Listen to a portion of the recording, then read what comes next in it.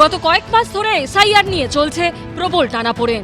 অবশেষে শনিবার তার ফাইনাল রেজাল্ট। শনিবার প্রকাশিত হবে চূড়ান্ত ভোটার তালিকা।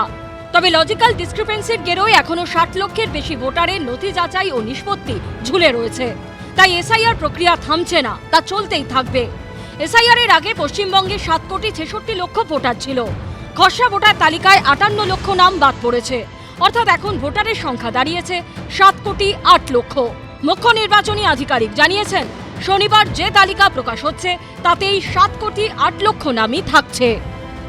7.08 বেরোবে, কিন্তু নিশ্চয়ই যে ফর্ম 6 যে নিষ্পত্তি হয়েছে মাঝখানে, ফর্ম 6 যেটা অ্যাড হয়েছে ওটা ফিগার অ্যাড হবে।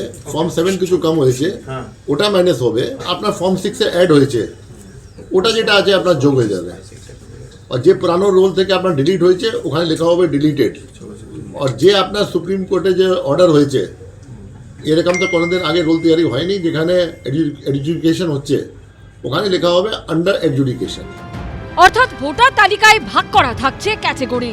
যাদের নাম বাদ যাচ্ছে তাদের নামের পাশে ডিলিটেড লেখা থাকবে। আর প্রায় 60 লক্ষ যাদের নথি জুডিশিয়াল অফিসাররা খতিয়ে দেখছেন তাদের নামের পাশে আন্ডার অ্যাডজুডিকেশন লেখা থাকবে। এরপর যত আবেদনের নিষ্পত্তি হবে তাদের নাম পৃথক সাপ্লিমেন্টারি তালিকা হিসেবে ঢুকে জুড়ে যাবে মূল তালিকার সঙ্গে। এটা যে লিস্ট হবে 28 তারিখ ফাইনাল লিস্ট হবে। অ্যান্ড যে भी আপনার লোক এলিজিবল হবে to vote as per RP act up to last date of nomination, those will be deemed to be final list. অর্থাৎ শনিবার প্রকাশিত তালিকাই একমাত্র তালিকা নয়, এরপরও নাম যুক্ত হতে থাকবে। মনোনয়ন জমা দেওয়ার শেষ দিন পর্যন্ত যে তালিকা বার হবে সেগুলি নিয়েই নির্বাচন হবে। এর মধ্যে চূড়ান্ত ভোটার তালিকা প্রকাশের একদিন আগেও তা নিয়ে চলছে রাজনৈতিক চাপানোতোড়। বিজেপি এটাই বলছে, আমরা বলছি 1 থেকে 1.5 কোটি ভুয়ো নাম আছে। এই নামগুলোকে বাঁচাবার জন্য এত নাটক মমতা ব্যানার্জি লোকেরা করেছেন। 1.5 কোটি লোককে নোটিশ দিয়েছেন ওনার কর্মচারীরা। 58 লক্ষ নাম ফর্ম ফিল আপে বাদ চলে গেছে। তারপরেও 1.5 কোটি লোককে নোটিশ করা হয়েছে। তার মধ্যে 50 লক্ষ লোক আসেনি, মানে 1,15,00,000 নাম তো গেলই। এরপরে যে নাম বাদ চাচ্ছে তার থেকেও বাদ যেতে পারে। বাকি ডিসপুটেড যেটা আছে ধীরে ধীরে সমাধান হবে, সাপ্লিমেন্টারি লিস্টে এসে যাবে।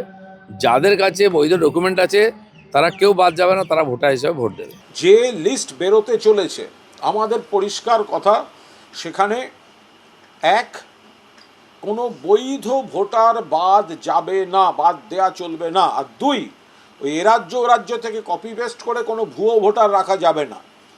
তো এখন যদি কোনো বৈধ ভোটারকে কোনো একটা, তার বাবা লেখেন বন্দ্যোপাধ্যায়, ছেলে লিখেছে ব্যানার্জি, কেটে দিলেন, তা তিনি প্রতিবাদ করবেন না?